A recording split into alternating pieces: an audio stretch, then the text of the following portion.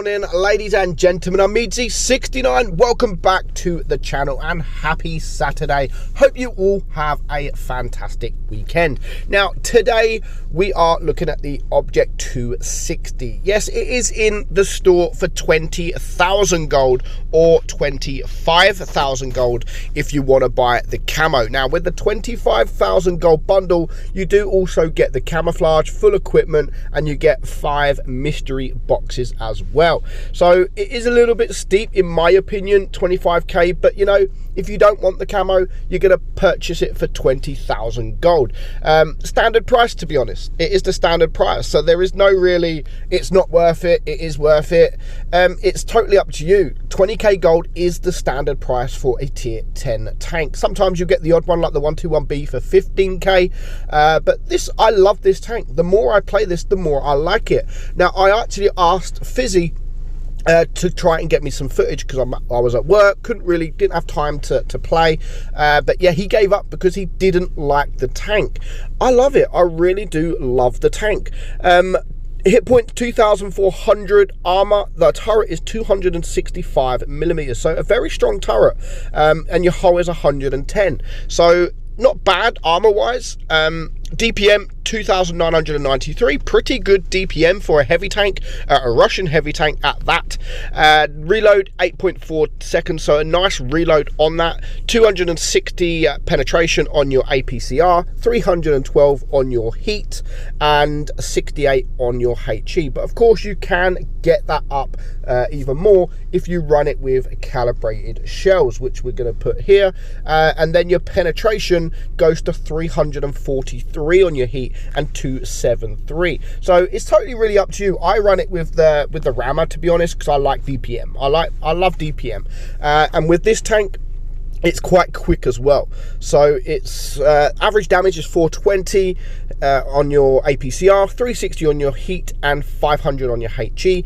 Aim time 3.6, so not that bad for a heavy tank. And the same as the dispersion, 0.317. That's actually quite good dispersion on a Russian heavy tank. And it also has 6 degrees of gun depression. I think that's the only thing that this tank lacks on, is the gun depression. If this had sort of 7 or 8 degrees, this tank would be wow, like literally wow.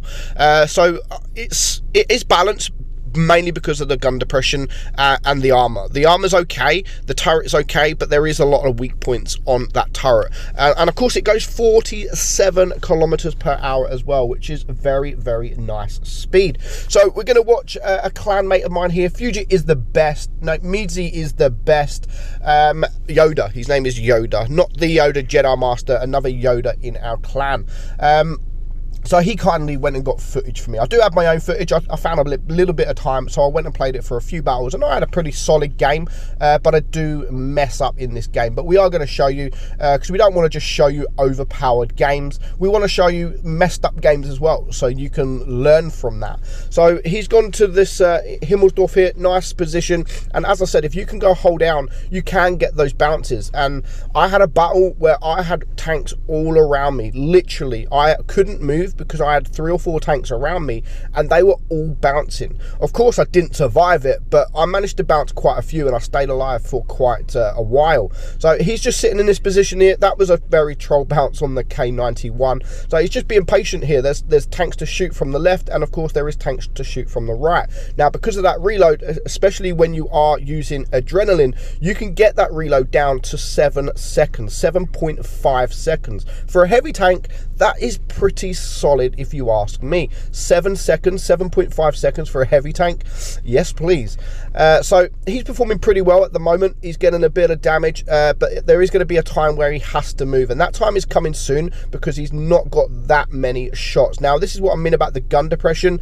He was trying to get it down. He has to go right the way forward. Of course, if the tanks were looking at him from over there, they would be able to shoot his turret because his turret is turned, and he is literally making it easy. Fight, you pussy fuckwit, says the E50M. He is, he's not happy. He dies, of course. He's the first person to die, and he's not happy about that, as always. So Yoda he has now decided to move. He's pumped up the damage. I mean, he's done the best he can.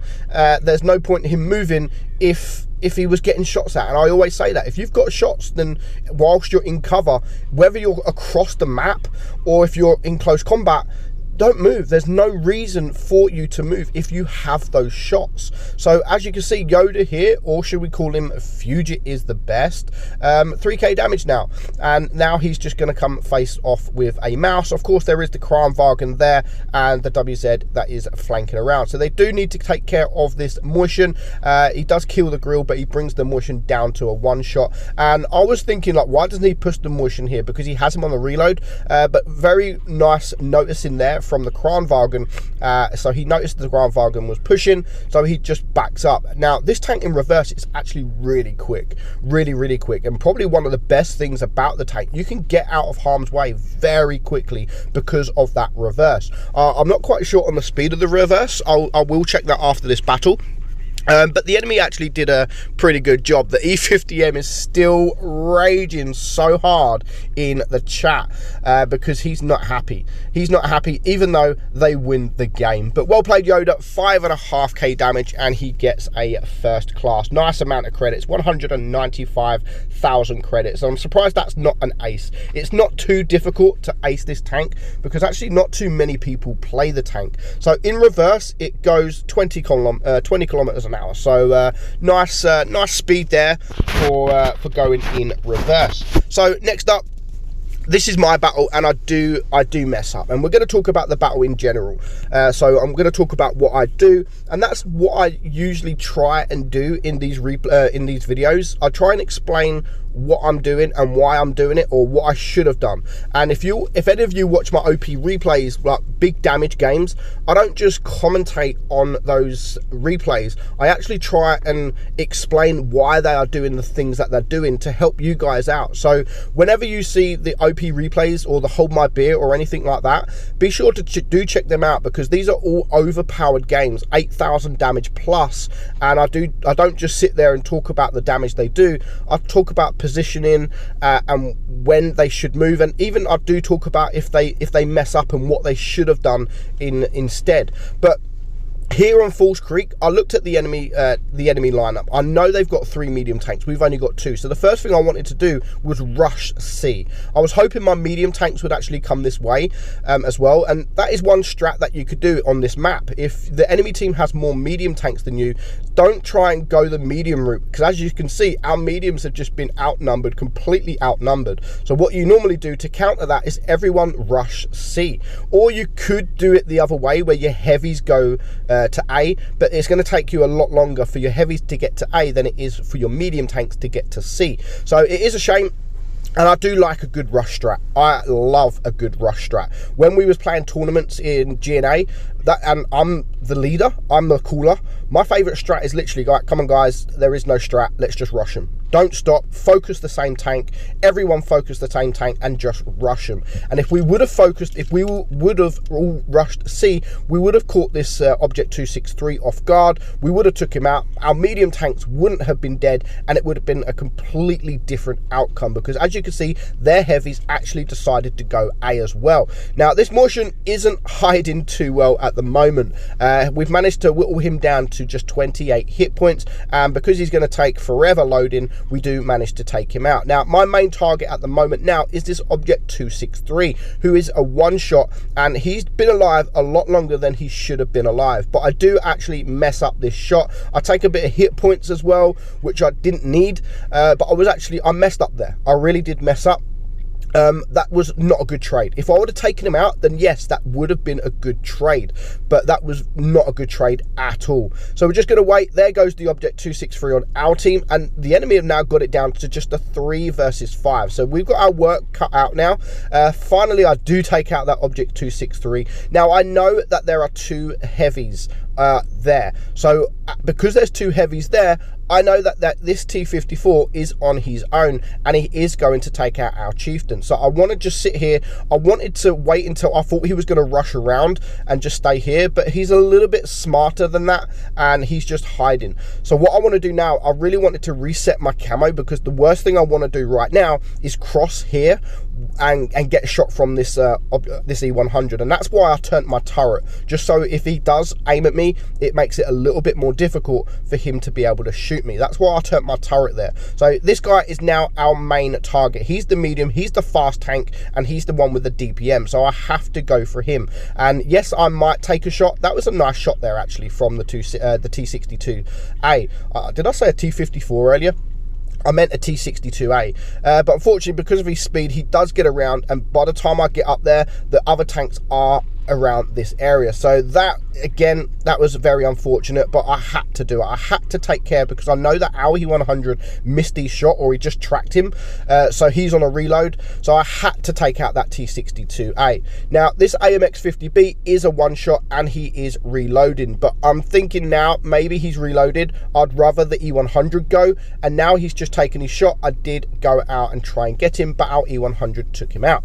So now, I'm not looking at getting any more damage. I'm not looking at rushing. I'm a one shot. We're winning on supremacy points, but there is still a full hit point E100 to deal with. Now, again, that was a troll shot. I thought that would have penned the tracks there and maybe even tracked him. Yeah, but no. So again, I'm trying to go for the track. I do hit the track. But again, I don't pen, so that's two vital shots there that I did not pen that could have really done with the penetration. That would have changed everything. That really would have changed everything. That would leave him on around 1,000 hit points. That's one shot from this E100 and one shot from me. Even if the E100 then went out, I've got the mobility to maybe even circle this guy, or at least face hug him. But he has cap A and cap C now.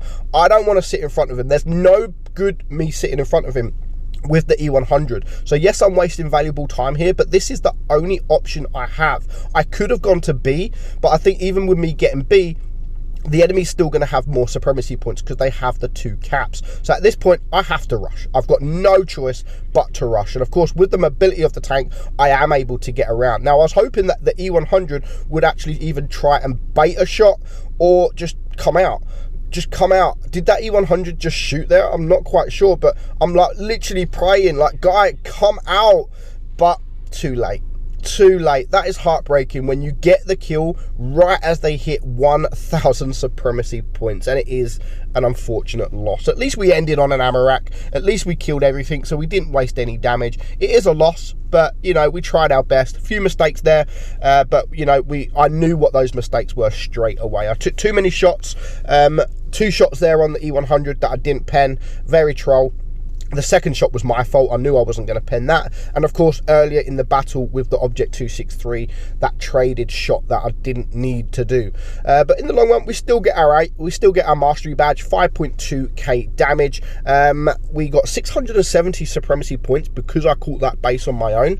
So I thought that was pretty good. And both of these battles do showcase just how good this tank can perform. And of course, because of the new credit system, I earned 227,000 credits for that game. So yeah, it is a nice tank. I really enjoy this tank. I do think it is a better IS-7, but it's different.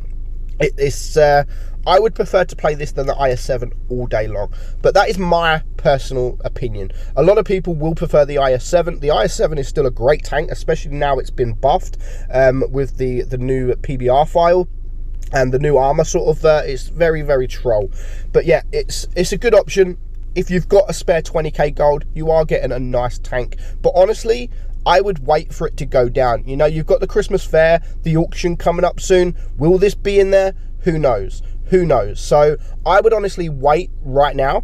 Wait until after Christmas. This will be back. It's not like a fantastic tank that you're going to miss out on. It will be back for sale. And who knows, when it comes back, it might be one of those tanks that come back for 15k. Who knows? But yeah, probably wait until the Christmas fair, because you never know what's going to be in those auctions. So I hope you enjoyed it, guys. Let me know what your thoughts are on the Object 260. Do you like it as much as me, or are you one of those like Fizzy who absolutely hates this tank? I'd love to see your opinion on this tank. So I hope you enjoyed it. I'm Meadsy. I'll catch you soon. Bye bye.